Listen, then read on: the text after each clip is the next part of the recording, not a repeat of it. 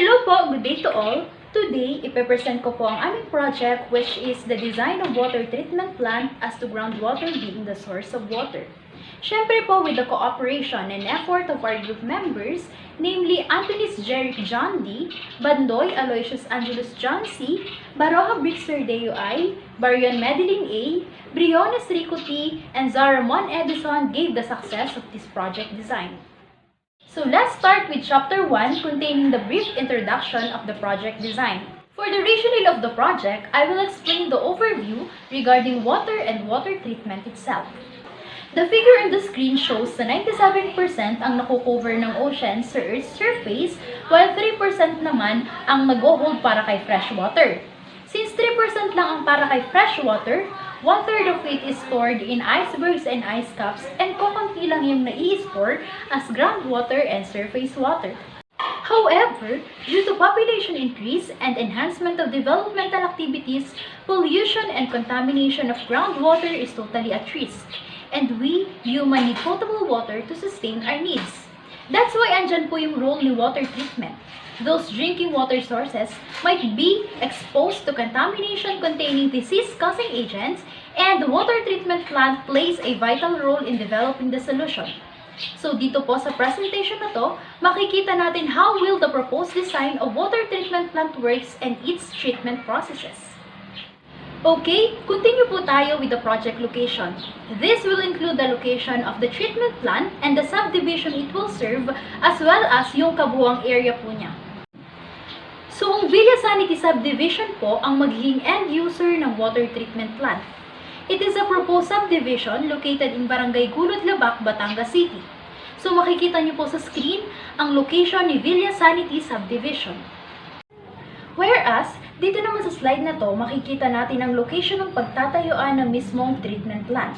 It is located beside Villa Sanity Subdivision, covering an area of 11,340 square meters, and the treatment plant itself is 9.9 meter by 11.9 meter. Since groundwater po ang source na ititreat ng water treatment plant, we need to know the details, information, and data about groundwater. Yung naging parameters po ng groundwater were based from a study entitled Environmental Condition of the Controlled Dam Site as a basis for mandatory implementation of sanitary landfill in San Luis, Batangas by Anoyo et al. 2019. Flash on your screen is the location of 3 different shallow wells na pinagkuhanan ng mga water samples ng mga researchers within the geographical extent of 350 meters from the site. Additionally, nearest location and highest elevation to lowest elevation ang naging primary basis sa pagpili ng tatlong shallow well. However, mula sa ibang identified well, napili ang tatlong shallow well by the basis of farthest distance between each sampling point.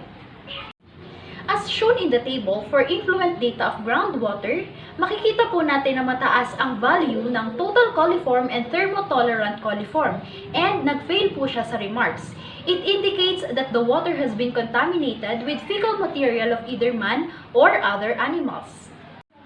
For this table naman po ay ang influent data for BOD and TSS.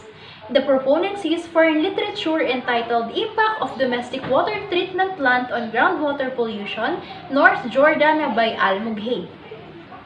Moving on from the data about groundwater, I will now explain po yung descriptive definition of the project. So, ang pinaka-design po namin ng water treatment plant consists of 4 chambers, including the aeration tank, the clarifier tank, sand filter bed, and chlorine contact tank. I will further explain these 4 in Chapter 4, which is the brief discussion of each unit and operation. Pero bago po yan, ibibigay ko muna ang objectives of the study. The general objective of the study is to design and develop a water treatment system fit for human consumption, using groundwater as a source of raw water that will serve the proposed Villa Sanity Subdivision. It specifically aims to determine the components of water treatment plant. Second is to present the water treatment plant with the following submittals, including engineering plans and design as well as construction management. So yun nga po, we are now done with Chapter 1 of the discussion. Let's move on with Chapter 2 containing Environmental Management Plan. Potential impact can arise during construction and operation phase of the water treatment plant. And C, environmental management plan po ay makatutulong upang mabawasan ang mga posibleng environmental issues and mapromote ang public safety sa facility. Furthermore, the table displayed on your screen is the environmental management plan of the project to assess and manage the potential impact sa ating environment. The EMP also contains a series of environmental specifications designed to avoid, manage, and minimize the potential impact of the project during construction and operation phase. After the EMP of the project, I will now go to Risk Management Plan, which is the Chapter 3 of the discussion. The table presents the risk management plan of the proposed project in order to assess and manage its likely impact to Bulod-Labak, Batangas City. It can be utilized against unforeseen risk, estimate the impacts, and determine the needed response para po dun sa mga environmental issues concerning sa ating environment and dun sa lugar na pagtatayuan ng mismong water treatment plant. We are now on the highlighted part of the discussion, Chapter 4, which is all about the project design. So dito, makikita po natin ang kabuuang design ng water treatment plant. The water treatment plant is located where groundwater is available. Meron din pong access to road networks for transport ang facility. This facility will serve 231 houses with 1,135 total population na kailangang suplayan ng tubig. Fence are also available within the perimeter to prevent unauthorized personnel and intrusion of animals. Meron din po mga puno within the vicinity na magsaserve as buffer to prevent diffusion of foul odors na nanggagaling sa facility. The figure presented is a plan view of the proposed water treatment plant. Bali yung tubig po from groundwater will be transported in the aeration tank using pump through groundwater well. Ang unang step po ng system is in the aeration tank para ma-separate ang ions and hydrogen oxides from the water. After that is pupunta sa clarifier where alum is added para ma-remove ang mga solid particles na natrap sa tinatawag nating flux. Ang sunod na process po ay mangyayari sa sand filter bed. It removes turbidity and pathogenic organisms through various physical, chemical, and biological processes in a single treatment step. Lastly, it will undergo disinfection through chlorine contact tank. Dito sa process na ito, ma-eliminate ang bacteria and other microorganisms para maiwasan ang mga waterborne diseases.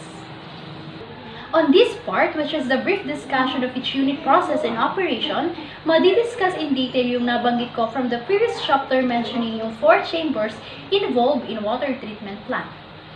Dito sa figure 7 na naka-flash on your screen is the process diagram of the overall treatment plant.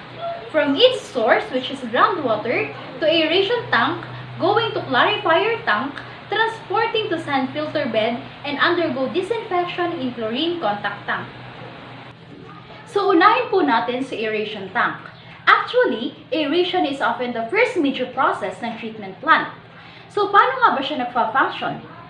Sa aeration, nagkakaroon ng close contact ang air and water by exposing drop on thin sheets of water to the air na nag-i-introduce ng small bubble, letting them rise through the water.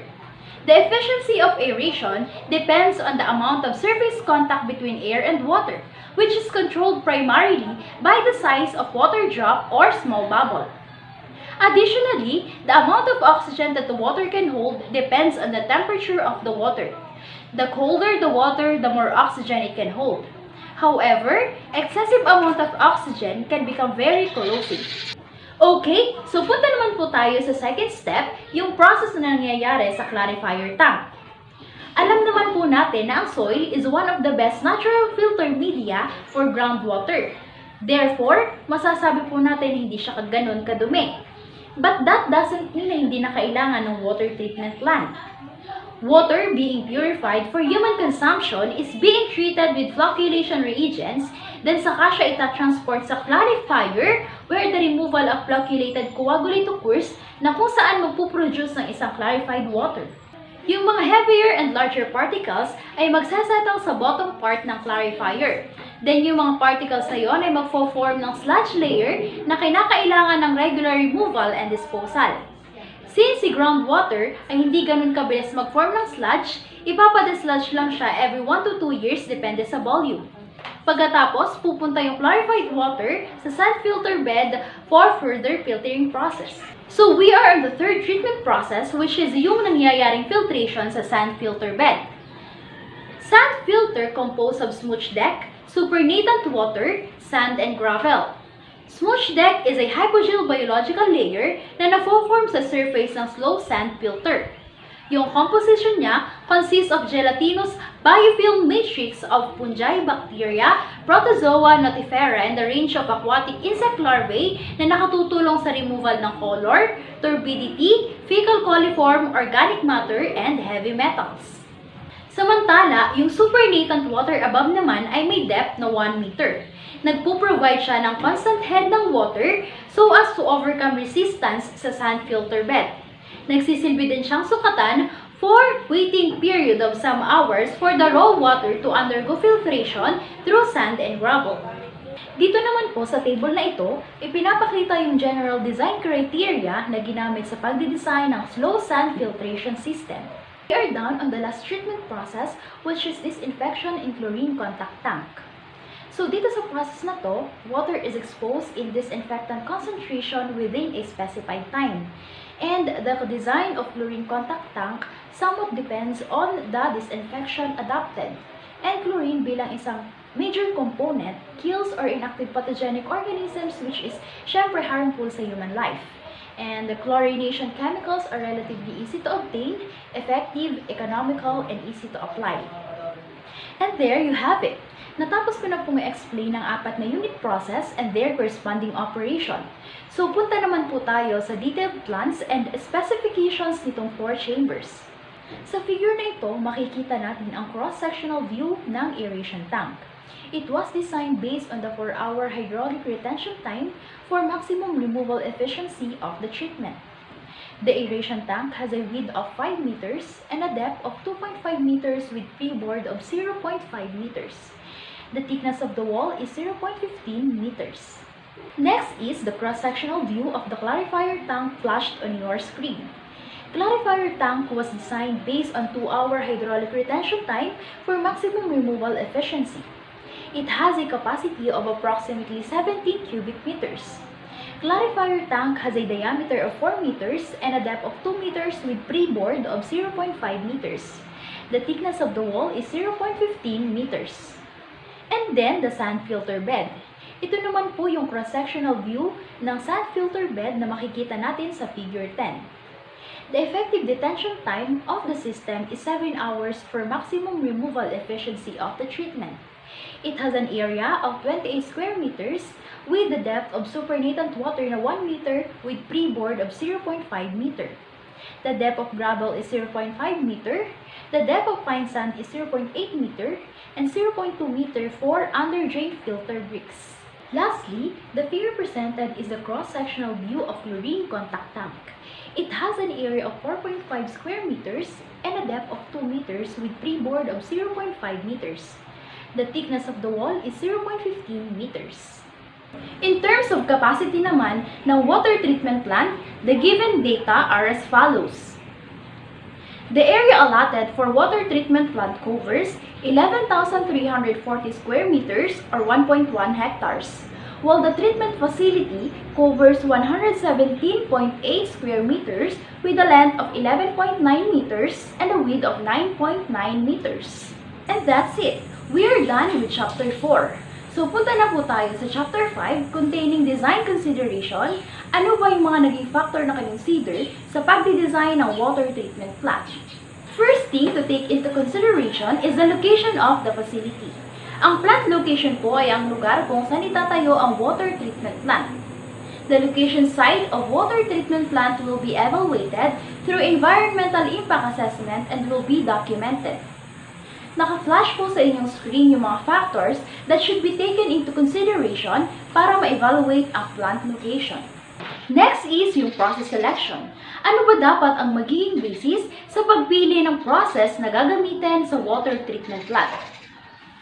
So here are the appropriate process selection of water treatment plant, including influent characteristics, influent flow including minimum, average, and peak flows, local conditions, local resources, compatibility with other processes, and use for byproducts and economics. Under essential facilities naman po ay yung mga adequate equipment para sa process and the treatment plant itself. So of course, everything within the system and the treatment plant must have a good quality of materials through piping, valves, tank and pump na may adequate pressure para makapag-supply ng ayos all throughout the process. As well as, yung mga personnel must have enough information para mag-perform ng ayos yung mga necessary activities within the system. Lastly is the design safety. Of course, in all aspect, kailangan palagi kinukonsider si safety. Safety of the surrounded land and water treatment plant premises should be provided and referred to all safety codes and regulations, including OSHA, Building Code, and Fire Code. By attaining safety, we can effectively protect personnel and visitors from hazard. We are now on the final chapter of the discussion. Chapter 6, which is the computation of the overall design and dimension of every details of water treatment plant. Dito sa table presented ay ang water demand projection ng Villa Sanity Subdivision, which is yung magiging consumer nga po ni treatment plant. Estimating to 200 cubic meters per day ang total water demand ng buong subdivision. However, dito naman po sa table na ito ay ang design analysis ng 4 na chambers, specifically aeration tank, clarifier tank, sun filter bed, and chlorine contact tank. Yung mga dimensions ng kada tank is computed with consideration sa standard reference namin. At ang pinakahuli po ay ang material balance. Dito ay pinakita ang magiging effectivity ng kada treatment process in terms of removal efficiency with reference po sa mga parameters and standard ng PNSDW. That's all for this discussion. Hope you all understand the explained information about the design of water treatment plant. Thank you so much for watching. God bless us all.